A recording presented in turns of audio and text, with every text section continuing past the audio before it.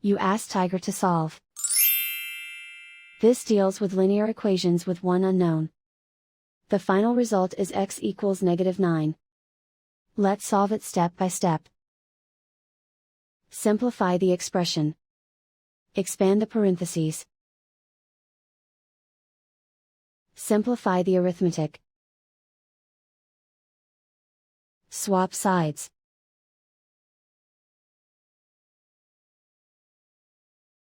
Group all constants on the right side of the equation. Subtract 40 from both sides. Simplify the arithmetic.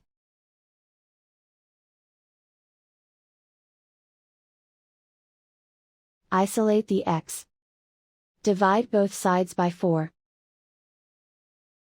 Simplify the fraction.